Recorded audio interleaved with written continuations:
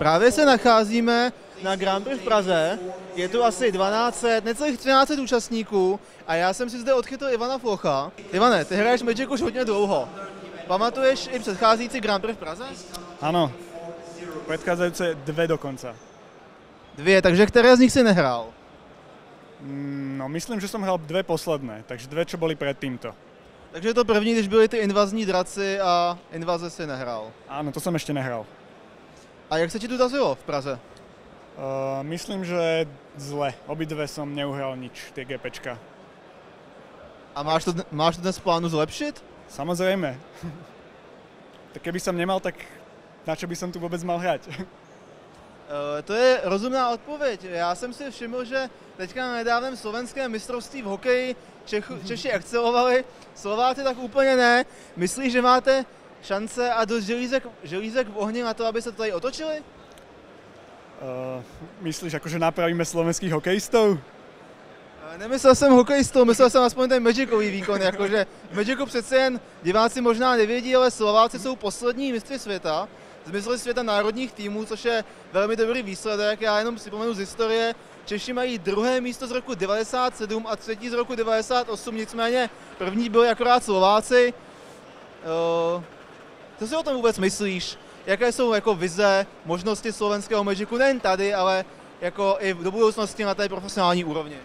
Tak ja si myslím, že zlepšiť sa by sa to asi zatiaľ nemalo. Proste máme nejakých dobrých hráčov, ale nemáme proste tých mladých talentov ešte a určite nie je žiadnych, ktorý by som teraz chcel spomenúť. Takže proste uhrať niečo niekde môžeme, ale bude to tak skôr, že občas, raz za čas sa podarí, ako minulý rok sa podarilo. A jak se vám tu daří dnes nebo v letošní sezóně?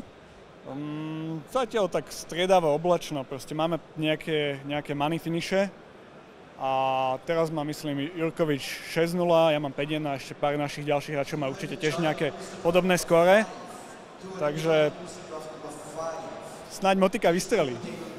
No to bych vám samozřejmě přál, když mluvíš o jméně Roberta Jurkoviče, on už taky pamatuje v podstatě i Marii Terezii v Magicu, protože jeho první money finish z mistrovství Evropy, myslím kolem roku 2000.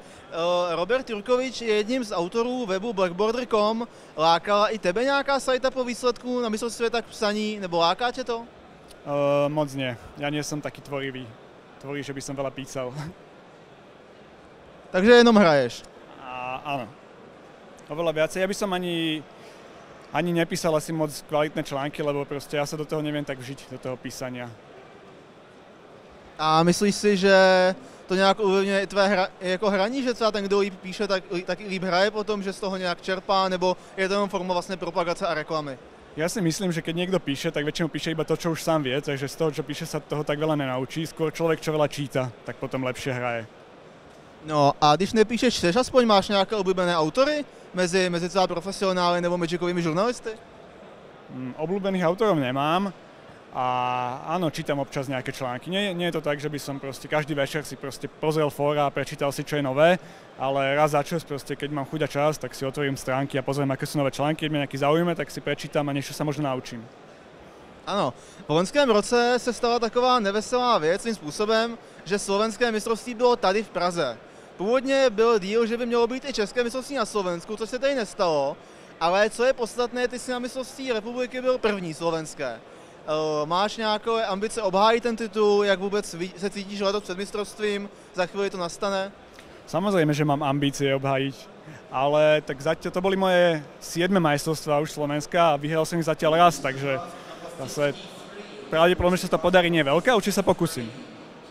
Jak jsi správně řekl, bylo to tvé 7. mistrovství, to znamená, že ty jsi byl v národním týmu, myslím 3x, 4x, možná 5x, nevím přesně, stále tě to láká prostě být pod tou slovenskou vlajkou někde na těch borcech a práce za tvoj vlast? Bolo to 4-krát a samozrejme, že hej, už len kvôli tomu, že to je strašná zábava ísť na tie majstrovstvá sveta a už len kvôli tomu, že tie majstrovstvá sveta, kde hrajú tie týmy, je jediný turnaj do roka, kde sa hrá takáto tímová súťaž národov, krajín, takže to je veľmi pekná skúsenosť. Mně na tom přijde hezké i to, že vlastně pro naše dva státy jsou ty mistrovství světa vždycky skoro jediný turnaj, kam letí nějaká smysluplnější jako co do počtu reprezentace, protože jak u vás, tak u nás ty kvalifikace na Pro Tour nebývají úplně královsky dotované, takže málo kdy z nich vítěz letí. Co ty sám, letěl jsi někde nějakou kvalifikaci na Pro Tour, tak říkali za svoje peníze, nebo si vlastně si ty první debuty odbil až na těch borcech? Tie začiatky boli asi až keď som bol na Worldsoch, predtým som ešte nejazdil za svoje peniaze na Pro Toury, ale potom už keď som bol na tých prvých Worldsoch alebo na druhých Worldsoch, tak potom už keď som sa kvalifikoval na Pro Tour a nemal som príspevok, tak som šiel aj tak. Ano, já jsem se díval, že je vlastně zajímavé, že ty nebo Martin Juza i Robert Jurkovič jste ty první sezóny na těch Pro Tourech vlastně byli tak říkajíc do počtu. A pak se vlastně něco zlomilo a poslední roky se dá říct, že často uhráváte a často jste vidět v těch coveragech na předních místech. Čím si myslíš, že ta změna nastala? Naučili jste se to hrát nebo se změnily podmínky? Došlo k odlivu těch tenkrát dobrých hráčů? Zlehčilo se to? Stížilo? V čem je ta změna zásadní? Ja si myslím, že hlavná zmena je, že v českom slovenskom Magicu sme kedysi, keď sme začínali, sme nemali veľa informácií. Nemali sme proste kontakty s ostatným svetom a veľa nových techov a balejkov a tak proste išlo proste mimo nás, nevedeli sme o nich.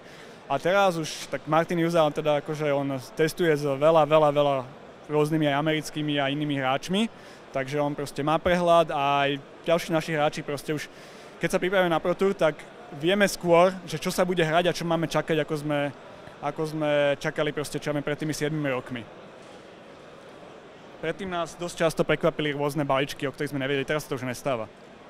Ano, to je určitě pravda. O tobě je známé, že navíc hodně často hraješ na onlineu, daleko víc než v reálu. Myslíš si, že i ten Magic Online má hodně velký vliv na zlepšení hráčů, je tam vyloženě vyšší úroveň, nižší, pomáhá ti to potom třeba v tom reálném Magicu, že jsi zvyklý třeba hrát dlouho do noci, nebo hrát hodně, hrát víc, hrát proti lepším hráčům? Ja určite hrám viac Magic Online, ale to neznamená, že hrám veľa Magic Online v rámci svojho času. Nehrám moc v reáli, hrám tak 5 krát možno do roka na nejakom veľkom turnaji ako tento. A okrem toho hrám iba na to Magic Online, takže to je v podstate jediný spôsob, ako sa ja zlepšujem. A určite, že to pomáha ľuďom, ktorí hrajú na Magic Online nielen v reáli, lebo jednak sa tam naučia dobré pravidlá, akože tam sú tie fázy, ktoré sa postupne na to Magic Online človek naučí všetky. Není to také, že iba potiahnem, útočím, ideš. Je to také, že človek musí prejsť do svojom upkeepu, cez svoj draw a tak ďalej. Všetky fázy sa mu to tam môže zastaviť na to Magic Online. A takisto si môže pozrieť svoj replay a hráč, ktorý hrá Magic Online, môže hrať hocikedy cez deň, nie iba keď sa niekde koná nejaký turnaj, takže môže sa svoj čas viacej prispôsobiť hrajú na Magic Online, čo teda potom pomôže mu aj v hraní Magicu. Ivane, mě by na samý konec ještě zajímalo, jak se ti tady daří na Grand Prix, jak bys zhodnotil své působení, jsi spokojený s balíčkem, nespokojený, vezíš si na druhý den, udělal si nějaké chyby, hraješ pěkně, co příprava a takové ty věci kolem? Zatiaľ mám 5-1 na tomto Grand Prix a balíček mám podľa mňa veľmi dobrý, nadpriemerný, takže na ten sa sťažovať nemôžem. Prehral som teraz posledné kolo, v ktorom som hlavne druhú hru podľa mňa mal vyhrať, takže tam som podľa mňa urobil nejakú drobnú chybu, ktorá ma mohla stať tú hru, lebo tá hra bola veľmi tesná. Takže akože neviem kde, ale myslím si, že by tam mohlo byť niečo, som mohol zahrať lepšie. A stále jako si myslíš, že bys mohl zazářit, přivést na Slovensko nějaké dolary?